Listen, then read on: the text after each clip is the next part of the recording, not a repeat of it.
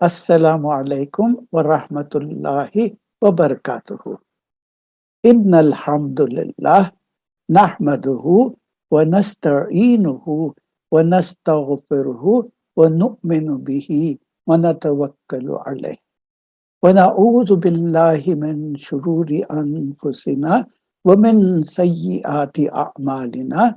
Man yahdihillahu fala mudilla lah wa man yudlilhu فلا هادي له ونشهد أن لا إله إلا الله وحده لا شريك له ونشهد أن محمدا عبده ورسوله رب اشرح لي صدري ويسر لي أمري واحلل عقدة من لساني يفقه قولي اللهم انفعني بما علمتني وعلمني ما ينفعني وزدني علما. Ahlan wa sahlan for the next session of the Seerah of the Prophet Sallallahu Alaihi Wasallam. Recapping the previous session 59 that we had last week, we addressed some of the benefits from the Battle of Hunain and the siege of Taif. Some of them are the primary cause of victory is trust in Allah and not in numbers. Major shirk and kufr done out of ignorance does not make a believer a kafir. True iman comes when you are reminded to keep yourself in check. Then the Prophet dealt with people according to the background and their levels. The issue of making dua for versus against people. The Prophet used psychological means in handling people, and also the issue of the prisoners of war was addressed at that time. Then we came to the results of Hunain and Taif. A clear victory in the entire region of Hijaz. Idolatry was eliminated completely and publicly, except in Taif, which also later embraced Islam. And this is the very last battle between Islam and Shirk. After that, we dealt with the various missions sent by the Prophet ﷺ and the underlying reasons for the expedition of Tabuk. We also addressed the behavior of the hypocrites and Allah's mention regarding them and their behavior. And we also saw why the expedition of Tabuk was also called Jaish al-Usra, because the largest expedition ever mounted by the Prophet ﷺ was in this expedition. It took place in the hottest time of the year, and the various difficulties that were faced by the army, and also the place was furthest distance that was ever traveled by a Muslim army. Yeah, we'll move to the present session. Now we have a map of showing the Tabuk expedition. What happened was the Byzantine and Ghazanid preparations for the war. The immense danger that was threatening the life of the Muslims was related to them by the Nabateans, who used to bring cooking oil from Asham to Medina. They gave them the news about Heraclius, his preparation and the equipment of an enormous army, with the number of which was in excess of 40,000 fighters. And along with them, they had their allied tribes of Lakam, Judham, and others. They also told them that the advance force had already reached Al-Baqa. If you look at the map, it is shown there a little on the top, underlined in blue. This was a very grave situation that the Muslims faced. It was further exaggerated by other serious factors, such as I mentioned earlier, hot weather, drought, the rough and rugged distance they had to cover to encounter the imminent danger. This is reflected in Surah At-Tawbah, Surah number 9, ayah numbers 117 and 118. Allah has forgiven the Prophet ﷺ, the Muhajirun and the Ansar who followed the Prophet ﷺ in the time of distress. It refers to other expeditions in addition to the Tabuk expedition.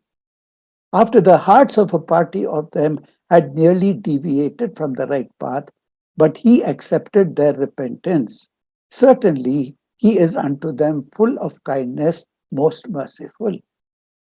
And he did also forgive the three who did not join the Tabuk expedition, left till for the from the sorry left till for them the earth, vast as it was straitened, and their own selves were straitened to them, and they perceived that there is no fleeing from Allah and no refuge but with him.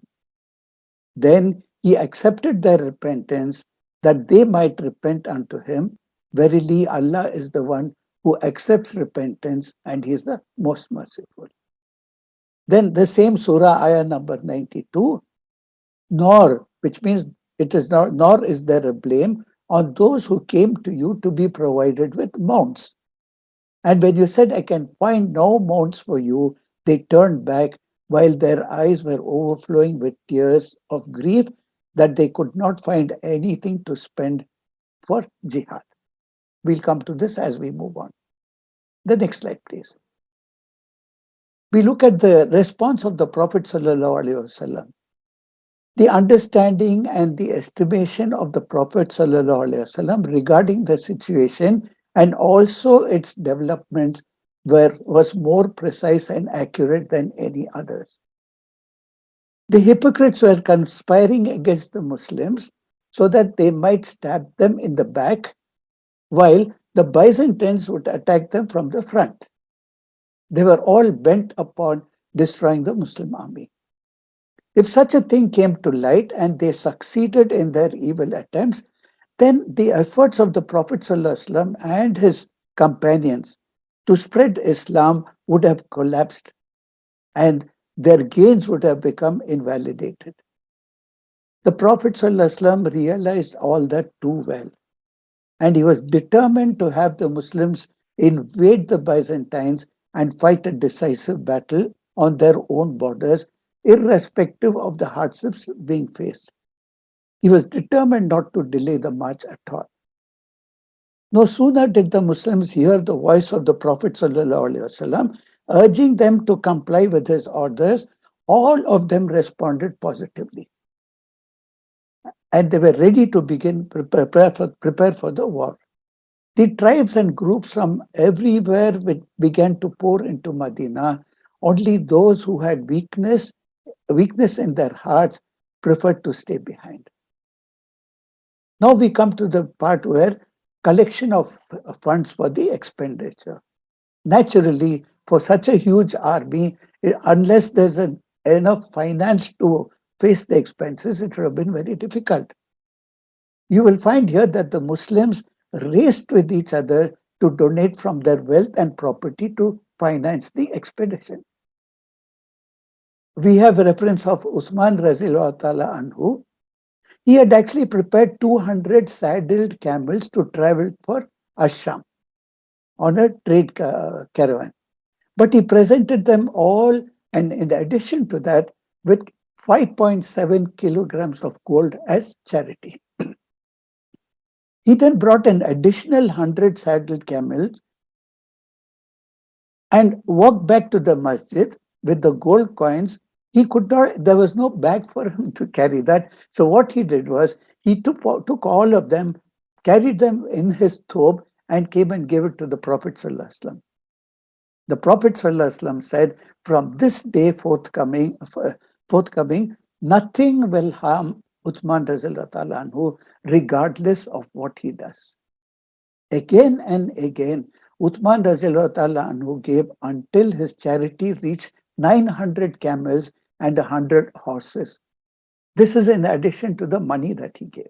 SubhanAllah. Abdul Rahman ibn Auf Razilullah Ta'ala Anhu, he also donated about 5.7 kilos of silver. Umar Razilullah Ta'ala Anhu, he thought, today is the day I can beat Abu Bakr Razilullah Ta'ala Anhu. He went back home and brought his money. When the Prophet saw this, he asked Umar Razilullah Ta'ala Anhu, "O Umar, what have you left for your family?" He replied, I have left a similar amount. That means half I have left for my family and half I have given to you. Let's look at Abu Bakr radiallahu ta'ala anhu. He also came and he had a bag of money. He wasn't very rich. So the Prophet ﷺ asked him, what have you left for your family? He said, I have left them to Allah and His Messenger. I don't have any money, but only taqwa in Allah. Umar radiallahu ta'ala anhu said to himself, I can never compete with Abu Bakr radiallahu ta'ala anhu again. No way I can compete with this type of a tawakkul that he has. There are other donors, for example, Al-Abbas, then Talha Sa'ad bin Ubadah, and Muhammad bin Musallama. They also donated a lot of money for the expedition. Asim bin Adi, he offered 90 camel burdens of dates. The Prophet ﷺ raced to donate, the people started racing to donate as little or as much as they could. One of them gave about half a kilo of dates, or say nearly a kilo, which he owned actually. Women also competed by giving the things that they owned, such as musk, armlets, anklets, earrings, rings, etc. And no one abstained from spending except the hypocrites. What did the hypocrites do? The hypocrites gave nothing at all. And on top of all this, they started mocking those who gave. Some of them gave either publicly or they did it without anybody knowing. But what they said was they started nudging and winking at each other, and they would say, oh, this guy gave so much, he's just showing off. He's not doing it for the sake of Allah. Or what they would do was they would ridicule someone that gave a small amount.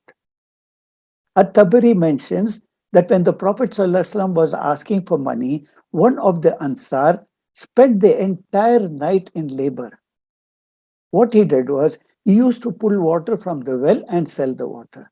It's the cheapest thing to do. And for this whole night's work, what did they earn? Just 2 handfuls of dates. He came the next day and he said, Ya Rasulullah, here is 1 handful of dates for you, the other handful to feed my family. So one of the munafiqun, he stood up and he mocked. He said, do you think Allah needs this quantity of dates? Another hypocrite said, you are more in need of this than anyone else. This Sahabi felt very hurt when he heard this, as the munafiqun were publicly embarrassing him. This is when Allah subhanahu wa ta'ala revealed in Surah At-Tawbah, Surah number 9, or ayah number 79. Those who defame such of the believers who give charity in Allah's cause voluntarily, and those who could not find to give charity except what is available to them, so they mock at them, Allah will throw back their mockery on them and they shall have a very painful torment. The main benefit that we can derive is the fact that the Sahaba were competing with each other to do good deeds. This is something that has been lost amongst the Muslims nowadays. The Sahaba are monitoring how much is someone paying, how much is someone fasting, how much are they paying and praying their salah, etc. And they want to win the race in the eyes of Allah. That no one will beat me to the place in Jannah. Subhanallah. In fact, Allah literally commands us to race in doing good. He tells us to race in doing good deeds. And when it comes to this racing for Jannah, inshallah. In Surah Al-Hadid, Surah number 57, ayah number 21, it reads, race one with another in hastening towards forgiveness from your Lord, from your Rabb, and towards Jannah, the width whereof is as the width of heaven and earth, prepared for those who believe in Allah and His messengers. That is the grace of Allah, which He bestows on those whom He pleases. And Allah is the owner of the great bounty rather. Can we have the next slide, please? In spite of all the donations made, the army is still not fully equipped. And the shortage of provisions and the mounts was so serious that 18 men would alternatively ride one mount. And indeed, it turned out to be too large an army to handle. The army eventually ran out of rations and also out of water. It so happened that at times, members of the army had to eat the leaves of trees until their lips became swollen.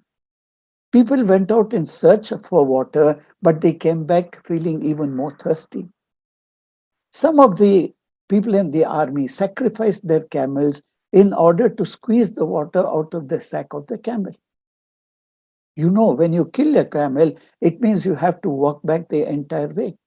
But they still decided to kill the camel. Can you imagine how thirsty they were? Finally, Abu Bakr anhu, he pleaded with the Prophet sallallahu alaihi wasallam. He said, Ya Rasulullah, please make dua for us. So the Prophet sallallahu alaihi wasallam raised his hands, and Umar anhu narrated that the Prophet's hands did not come down until the sky began to pour with rain. So this is yet another miracle. Umar anhu said, we were able to fill all our canisters and containers with this rainwater. What were the restrictions that the Prophet ﷺ set when the army passed near Al-Hijr? We had spoken a little about that. We'll just say something more on this. On their way to Tabuk, the Muslim army passed by Al-Hijr, which were the dwellings of the people of Thamud, who had cut huge rocks into the valley and made their homes in that. And that valley, as I mentioned earlier, is called Al-Qura. The army started taking water from its wells, but the Prophet forbade them to drink or perform ablution with this water. He did not allow them to eat anything whatsoever of it, even for the water that they used to knead the duff, the atta. He told them not to eat that bread, but to feed the camels with it. And as an alternative, the Prophet ﷺ told them to obtain the water from the well which the she-camel of the Prophet Saleh alayhi salam used to drink at that time. On the authority of Umar anhu, he said that upon passing Al-Hijr, the Prophet ﷺ said, do not enter the houses of those who wronged themselves, lest what happened to them would afflict you. But if you had to do such a thing, let it be associated with weeping. Then he raised his head and he accelerated his strides till this particular valley was left behind. The next slide, please. This is the picture of that Maidan Saleh. Look at the rocks which were carved to make the houses of them. It's still there. And can you imagine it has withstood the weather all these years? Can we have the next slide, please? The Muslim army comes to Tabuk now. When they drew near Tabuk, the Prophet ﷺ said, if Allah wills, inshallah, tomorrow you will arrive at the spring of Tabuk. You will not get there before daytime. So whoever reaches it should not touch its water. He should wait until I arrive. Mu'adh anhu said, when we reached the spring, it gushed forth some water. They found some water there. We found that two men had already preceded us to it. And the Prophet ﷺ asked them, did you touch its water? They said, yes. He said, what Allah inspired him to say. Then what he asked, the Prophet ﷺ did was, he scooped up a little water of that spring, a thin stream which gathered together. He washed his face and hand with it and poured it back. Consequently, plenty of water sprouted out of it, so that all the people could have the water. The Prophet ﷺ said, Mu'adh, if you live a long life, you will see fields of vegetation in the same area. As soon as they reached Tabuk, the Prophet ﷺ said, a severe wind will blow tonight. So none of you should stand up. And whoever has a camel should tie it up. Later on, when the strong wind really blew, one of the men stood up and he was thrown away by the wind. And can you imagine? It carried away that person up to the Mount of Tai. And during the entire journey, the Prophet ﷺ, what he did was he combined the Dhuhr and Asr prayers and the Maghrib and Isha prayers. This is also taken as a part of fiqh. And then, upon arriving at Tabuk, the Prophet ﷺ gives a speech to the army. I won't go for the word and word the derivation of the speech. It was a very eloquent speech that included the best of words. In his speech, he urged the Muslims to seek the welfare of this world and the hereafter. He warned them and also gave them good tidings. Then, by doing so, he encouraged those whose spirits were broken and he blocked any means of suffering from a lack of supplies or lack of food and substances. What was the reaction of the Byzantines and their allies? Upon learning of the march of the Muslim army, the Byzantines and their allies, in spite of the huge numbers that they had, they became so terrified they did not dare to come forward and fight against the Muslims. On the contrary, what they did was they scattered within the territory. This gave a very strong military reputation to the Muslim force in the middle and remote areas of the Arabian Peninsula. Can you imagine having such a huge army? They still did not want to dare attack the Muslim army. The political gains that the Muslim forces obtained far exceeded anything that they had acquired if the two armies had actually engaged in a military confrontation. It is all the wisdom of Allah subhanahu wa ta'ala and the will of Allah subhanahu wa ta'ala. The head of the tribe of Aila, another Uthanna bin Ru'a, Uthanna bin Ru'ba, the people of Jarba and Adruh, all of them came to the Prophet ﷺ and made peace with him and agreed to pay the jizya, which is called the head tax. The Prophet ﷺ, on his part, he gave each of them a letter of guarantee, similar to the one he gave to Yohanna. The letter read, "In the name of Allah, the most gracious, the most merciful, this is a guarantee of protection from Allah and the Prophet Muhammad sallallahu alaihi wasallam to Yohanna bin Ruba and the other people. Their ships and their caravans on land and sea will have the full custody of Allah and the Prophet. He and whosoever are with him of the people of Asham and those of the sea. Whoever contravenes this treaty, his wealth shall not save him. It shall be the fair price of him that takes.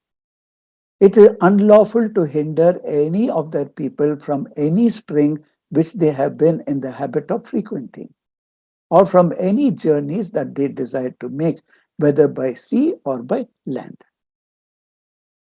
We now come to the strategy, sealing of the northern barrier against the Romans. The Prophet ﷺ dispatched Khalid ibn Walid at the head of about 450 horsemen to Uqaydir, the chief of Damatul Jandal, to tell him, "You will see him hunting wild camels." The Prophet ﷺ said, "When you go there, you will see him hunting wild camels." Now, this Damatul Jandal was a very famous tribe and one of the largest in Arabia. It was from Yemen side. The tribe of Kinda, who were known for their bravery and warriorship also. It was a Christian Arab tribe and one of the most prestigious of tribes, having a very strong relationship with the Emperor of Rome. These were the connections that they had. When Khalid Razilullah Ta'ala Anhu, he drew within the sight of his castle, he saw wild cattle coming out and rubbing their horns against the gate of the castle. As it was a moonlit night, Khalid Razallahu ta'ala anhu could see Uqaydir coming over to hunt them. Even though he was surrounded by his men, Uqaydir was captured. And he was brought to the Prophet ﷺ, who spared his life and made peace with him for a payment of 2,000 camels, 800 heads of cattle, 400 coats of armor, and 400 lances. He obliged him to recognize the duty of paying the jizya and also gave him the charge of collecting the jizya from the other tribes. Now, the Byzantines and these allied tribes became quite certain that their dependence on their former masters, that is the Romans, was coming to an end. So what they did was they turned to become the supporters of the Muslims. The Islamic State therefore expanded its borders to such an extent that it now touched the Byzantine borders. In this way, the role of Byzantines as an agents to the Romans was no more there. The Muslim army returned from Tabuk. They were victorious without being deceived or wronged. Allah subhanahu wa ta'ala had sufficed them from the evils of fighting. The march of the Prophet ﷺ to Tabuk occurred in the month of Rajab, and his return was in the month of Ramadan. So we see this particular expedition took about 50 days, and 20 days of which were spent in Tabuk, and the others for the journey. The Tabuk invasion was the last one in which the Prophet ﷺ personally attended. We now come to the hypocrites' attempt to assassinate the Prophet ﷺ. When the Prophet ﷺ was in his way back traveling at night, he got separated and he went to the top of a cliff. His camel and also some Sahaba were at a very dangerous location. And the only ones with him at that particular time were Ammar, who was holding the reins of the Prophet's she camel, and another person was Hudayfa bin al-Yaman. The remaining people at that time had already gone down to the bottom of the valley. One of the most bizarre plots of the entire seerah of the Munafiqun occurred after this incident. Some of them actually attempted to assassinate the Prophet ﷺ. It seemed to be an act which they tried to do at the spur of the moment. They tried and obviously they failed. Ammar ibn Yasir was there along with Hudayfa, as I mentioned. They narrated that in the middle of the night, we saw around 14 to 15 bandits with their faces covered. They came and charged the camel of the Prophet ﷺ. And Ammar and Hudayfa didn't know what was going on. The Prophet ﷺ took some evasive action and he went down quickly into the valley.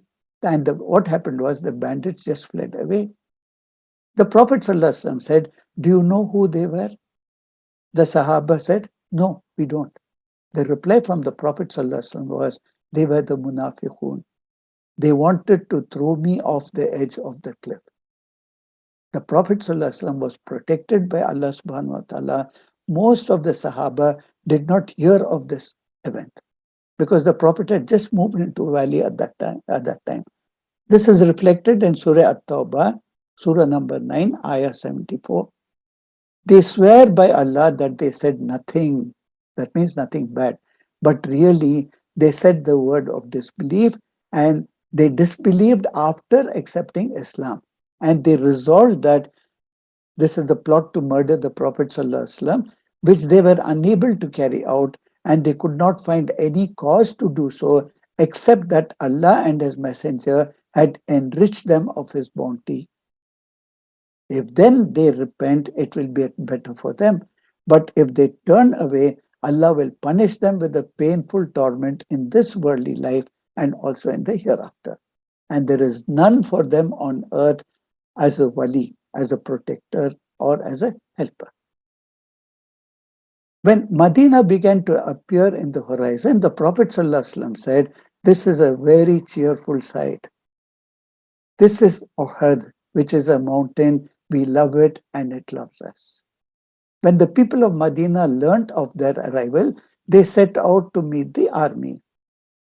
Women, youth, small children, they all came out of the town to celebrate the return of the entire Muslim army. And they were singing. One of the couplets was, "Oh, the white moon rose over us through the valley of Al Wada, and we owe all our gratefulness when the call is to Allah." Can we have the next slide, please? So there was a time when the people started lagging behind. They were supposed to join the army, but for some reason or the other, they either delayed or they did not go at all. Due to this particular circumstances, the invasion was a very severe trial sent by Allah to test their iman, so that they can differentiate between those who have iman and also those who are hypocrites. This is Allah's permanent will in such circumstances. If you go to Surah Ali Imran, Surah number 3, Ayah 179, Allah will not leave the believers in the state in which you are now until He distinguishes the wicked from the good. Nor will Allah disclose to you the secrets of the ghaib, the unseen. But Allah chooses of His messengers whom He pleases. So believe in Allah and His messengers. And if you believe and fear Allah, then for you there is a very great reward. Lagging or remaining behind from the full participation in the invasion actually amounted to hypocrisy.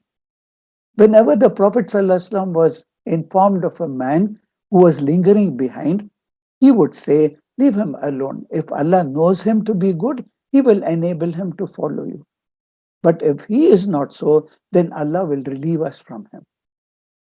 No one remained behind from the expedition except those who were either hindered by a serious excuse or it was the hypocrites who used to lie against Allah and His Prophet. It so happened that three believers very unjustifiably also lingered behind. Their faith was tried by Allah. He later turned to them in mercy and accepted their repentance. As soon as the Prophet ﷺ entered Medina, he prayed 2 rakats in the masjid and then he sat down and began receiving the people. The hypocrites, who comprised of more than 80 men, came there and offered various excuses to the Prophet ﷺ and invoked Allah's forgiveness for them, entrusting their inner intentions and faith in Allah subhanahu wa ta'ala. As for these three faithful believers whom I had mentioned earlier, they were Ka'b ibn Malik, Murara bin Rabi, and Hilal bin Umayyah. They favored and they told the truth. The Prophet ﷺ directed his companions to verbally boycott them.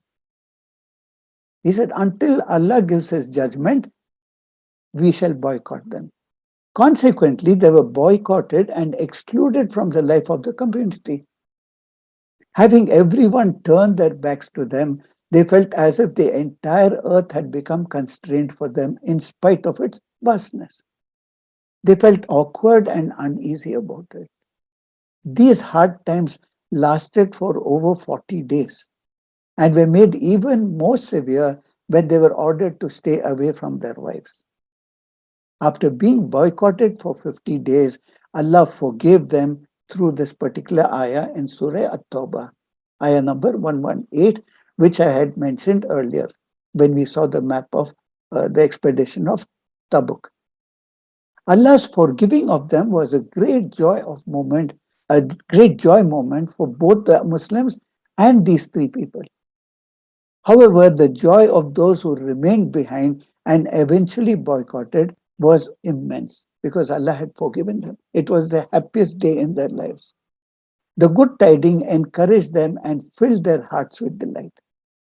As for those who lingered due to disability or sickness or any other serious excuse, Allah subhanahu wa ta'ala mentioned at Surah At-Tawbah, Surah number 9, ayah number 91, there is no blame on those who are weak or ill or who find no resources to spend in fighting in this jihad. If they are sincere and true to Allah and His Messenger, no ground of complaint can there be against this good doers. and Allah is oft forgiving and most merciful.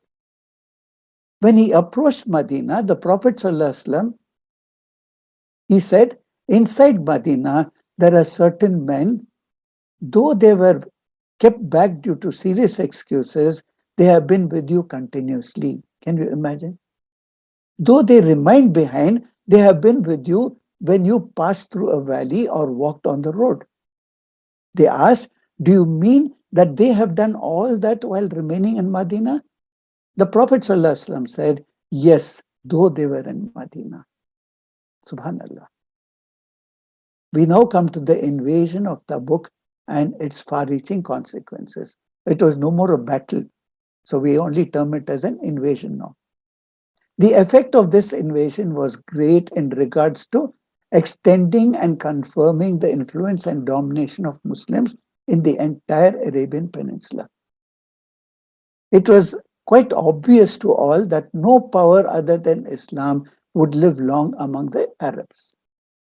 The ignorant Arabs and the hypocrites who steadily started conspiring against the Muslims and continuously relied on the power of the Byzantines for their support and help, they lost all their expectations and they could not take care of any influence from those Byzantines. Realizing that there was no way out and that they would eventually have to submit to the fact, they gave up all their attempts to trouble the Muslims. From that time onwards, the hypocrites were no longer treated leniently by the Muslims. Allah not only ordered the Muslims to treat them severely, but also forbade the Muslims from taking their charity, forbade them from performing the funeral prayer on their dead, forbade them from asking Allah's forgiveness for them or even visiting their graves. The Quranic ayahs were sent down disclosing them publicly so that all in Medina would come to know of their reality. The great impact that this invasion produced could also be seen in the great number of delegations that started coming to Medina and accepting Islam. So what appears to be the most obvious wisdom, the Prophet ﷺ is about to pass away in another year. This is the final expedition and there is no war or threat after this. Because it was the most difficult expedition merely to participate in. Just to leave everything, leave the crops, the family, and to go on a month's journey in that desert heat. If you can do that, then the fighting is a test. One can say the presence of the Prophet ﷺ solidified some of the tribes. It's true, but it doesn't make sense to bring 20,000 people just to make peace treaties with small tribes who numbered about 500 or so. The wisdom, therefore, is what will happen in a year after this. When larger armies will go up north, follow the same path, and actually fight for Islam. The Prophet ﷺ led them first. Next time, they will do it on their own. The Prophet ﷺ prepared the army for Usama ibn Zayd to go up north, and indeed the very first land that they conquered was Syria, Ash-Sham. Another important thing is there are certain things which are off limits for jokes. Another sad incident of the Munafiqun occurred, for which Allah subhanahu wa ta'ala revealed ayahs. The reason was a group of Munafiqun started laughing and joking too much beyond what was appropriate. They said completely inappropriate statements. They said the Prophet ﷺ is telling us we are getting to Rome and Persia. Who is he? The Munafiqun were mocking all the prophecies of the Prophet ﷺ. Another said, look at these people around us. They recite the Quran, but they are fat and they are cowards. One of the Sahaba heard this and he said, you are lying, O enemy of Allah, and I will tell the Prophet ﷺ what you said. He began galloping to get in front of the army to tell the Prophet, but by the time he got there, the Prophet ﷺ had already received a wahi. And before the Sahaba could get to the Prophet ﷺ and explain everything to him, the wahi finished and the Prophet ﷺ began reciting what Allah subhanahu wa ta'ala had revealed. It was that the munafiqun are terrified that Allah will reveal something that will expose what is in their hearts. The munafiq jumped off the camel to show some remorse and humbleness. They came running to the Prophet ﷺ, and he thought the Sahabi had already told what he said, what the munafiq had said. So he came to the Prophet ﷺ and he blurted out whatever he was going to say. The Quran quotes the munafiq before this man could even speak. It says, if you were to ask them why they are saying this, they will say, we were only laughing and having a good time. Say, are you laughing and having a good time? They are joking about Allah and His Messenger. It's an amazing story. The man is saying, we were only joking. And he is saying it. The Prophet ﷺ is reciting the Quran, which quotes him exactly, and without even looking at the man. The Prophet ﷺ goes ahead and says, you will find this in Surah Tawbah, Surah number 9, Ayah 66. It mentions, make no excuse, you have disbelieved after you have believed. If we pardon some of you, we will punish others amongst you because they were munafiqeen. And the Sahabi said, I saw this munafiq running behind the camel of the Prophet ﷺ, holding on to the stirrup and being dragged along. The Prophet ﷺ did not even look at him. He just kept on repeating, don't give me your excuses. You have committed kufr and after your iman. This is very, very important lesson for us. That we believe in something called decency and sanctity. Yes, there are certain things which are off limits for jokes. And it becomes one of the actions of kufr to make fun of Allah and His Messenger. Naudhu billah. It's impossible to have a heart of iman and then to make fun of Allah subhanahu wa ta'ala. Therefore, if anyone does this and wants to be forgiven, they have to actually re-accept Islam. In other words, they are not Muslims. Allah subhanahu wa ta'ala is very explicit that when you make fun of Allah and His Messenger, you commit kufr. Can we have the next slide, please? Now we have Abu Bakr Razilullah Ta'ala anhu. He is asked to lead an official delegation to Makkah. In the 9th year of Hijrah, the Prophet ﷺ sent Abu Bakr Razilullah Ta'ala anhu with an official delegation from Medina to Makkah. He explicitly told Abu Bakr Razilullah Ta'ala anhu, verily the mushrikun performed tawaf naked around the Kaaba. I do not wish to perform the Hajj until this is eliminated. This concept of doing Hajj without clothes is mentioned in the Quran. Allah subhanahu wa ta'ala says, when the Quraysh do fahsha, that is a sin of a sexual and lewd nature, they say as an excuse, our forefathers did it, and Allah commanded us to do it.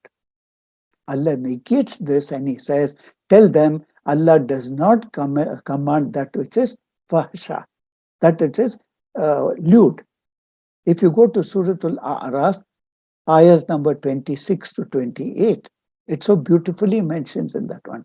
O children of Adam, we have bestowed raiment, that is clothes, upon you to cover yourselves, and as an adornment. And the raiment, the adornment of righteousness, that is better. Such are among the ayahs of Allah that they may remember. O children of Adam, let not shaitan deceive you as he got your parents, Adam and Hawa alayhimussalam, out of paradise, stripping them of their raiments to show them their private parts. Verily, he and the Khabiluhu, that is the soldiers of the shaitan, the jinns, etc., see you from where you cannot see them. Verily, We made the shayateen, the devils, as the protectors and helpers for others who do not believe. And when they commit fahisha, they say, we found our fathers doing it, and Allah has commanded us for it. Say, nay, Allah has never commanded of fahisha. Do you say of Allah that which you know not? Ibn Kathir and others mention two justifications in this. It's interesting. They said to them, we should do tawaf in the same way our mothers gave birth to us. Meaning that they are saying we should return to our original state that Allah created us in. Now, this is exactly the same excuse that we find today. The same pathetic excuse as the people of the Jahiliyyah in the time of the Prophet ﷺ. However, Allah says in the Quran, for He has sent clothes for us. He did not ask us to move around naked. The second excuse they gave is, how can we do tawaf in the same clothes which we wore and we disobeyed Allah? So it's better we take off our clothes and do the tawaf. This really shows us how easy it is to find any logic for anything. There is no divine guidance, there is no Sharia at all which can justify such things. The people of Makkah actually did not follow this practice because they viewed themselves as being elitist. So this was the custom that was taken by the non-Qurayshis. The books of Sirah mention even the women would sometimes do this. Can you imagine the vulgarity? For the women, however, there was a license to wear a garment to cover the private parts. And some of the books of the Sirah mention it was very common for women to do this tawaf during the night. The point is this, that this was a custom that existed. So the Prophet ﷺ explicitly said he did not want to do Hajj in this particular environment. We now go to the revelation of the beginning of ayahs of the Surah Tawbah. And this includes the ayah of the sword. The Prophet ﷺ sent Abu Bakr radiallahu ta'ala anhu to make sure that there are no paganistic rituals, and further, no pagans from henceforth. From now on, there should be no pagans there. As soon as Abu Bakr radiallahu ta'ala anhu left the city of Medina, Allah subhanahu wa ta'ala revealed a few ayahs directed at the pagans of Arabia. When someone told the Prophet, why don't you send these ayah to Abu Bakr radiallahu ta'ala anhu? The Prophet ﷺ replied, no one shall convey these ayahs on my behalf other than someone from my own household. So he chose Ali ibn Abi Talib radiallahu ta'ala anhu, who actually wasn't part of the initial congregation to Makkah. Within a few hours, Surah Tawbah comes down, and the Prophet ﷺ told Ali ibn Talib radiallahu ta'ala anhu to catch up with Abu Bakr, take these ayahs and announce them to the people during the Hajj. In Surah Tawbah, ayah number 5. This is very important. Then, when the sacred months have passed, then kill the mushrikun wherever you find them and capture them, beseech them, and prepare for them each and every ambush. But if they repent and perform a salah, they give zakah and leave them free. Verily, Allah is oft forgiving, most merciful. This ayah is the most misinterpreted ayah by Islamophobes. It is actually called the ayah of the sword. We have to understand this ayah in the context of the entirety of the Sirah and the Hijrah. Remember, this ayah was revealed for the Haram and the Arabian Peninsula, not for the entire world. And it was for that particular time, to ensure that there is no paganism and idol worship in that sacred land anymore. You cannot worship an idol in the lands of the Haram. So they were given 4 months, and they were given 2 options. Either get rid of paganism and accept Islam, or leave the place. Otherwise, face war, because it is not allowed in our Sharia for idolatry to be practiced in the Arabian Peninsula. The point is, this ayah cannot be taken as a point blank execution order of all non-Muslims. One simple historical fact from what had happened. Can you imagine? Not a single person lost his or her life over this ayah at that time. This ayah is a threat. They have 4 months to leave, or else they will die. To take this ayah and say, kill the infidels wherever you find them, and to ignore the entire context, or even more so, look at the next ayah. In ayah number 6, Allah subhanahu wa ta'ala says, and if any one of the mushrikun seeks your protection, then grant him protection so that he may hear the word of Allah and the Quran, and then escort him to where he can be secure. Can you imagine? Escort him to where he can be secure. That is because they are men who know not. So this ayah very clearly says, if anyone wants protection, give him protection. Explain Islam to him. Accompany him to the borders which are safe, and then let him go. He goes his own way safely. Not one person was killed or executed as a result of this ayah. Then there were 4 major announcements made by Ali and Abu Hurairah radiallahu ta'ala anhuma. They performed the Hajj along with Abu Hurairah, that is Abu Bakr radiallahu ta'ala anhu and Ali radiallahu ta'ala anhu. They performed the Hajj, and then Ali radiallahu ta'ala anhu and Abu Hurairah made 4 major announcements. One is, no one shall enter Jannah other than a Muslim. No one shall perform tawaf naked. No mushrik shall ever perform tawaf ever again after this year. And any contract that exists with the pagans, with any tribe, shall exist for 4 months. And this is, after this, there is no treaty unless there is a preset clause in the previous treaties. It's one of the most amazing U-turns in human history.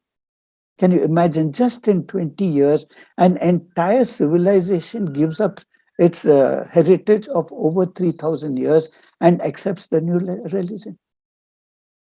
It's very, very unfortunate, and it's very sad that most of these pagan rituals have entered Arabia now. May Allah protect all of us, and may Allah guide all those who are responsible for it to the right path. Ameen ya Rabbil Alameen. In the next session, we are coming to the farewell Hajj of the Prophet Sallallahu Alaihi Wasallam. Now, Makkah is cleaned up, the Haram is clean, the Prophet Sallallahu Alaihi Wasallam is now ready to perform Hajj. And this will be his last Hajj, the farewell Hajj. Inshallah, we'll go through it in the next session. Can we go to the du'as, please? Allahumma, 1 minute, please. Allahumma ahsin aqibatina fil umuri kulliha wa ajirna min khizyid dunya wa azabil akhirah.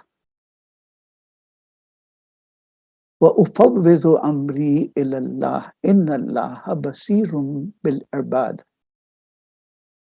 Finally, ربنا اغفر لنا ذنوبنا وإسرافنا في أمرنا وثبت أقدامنا وانصرنا على القوم الكافرين.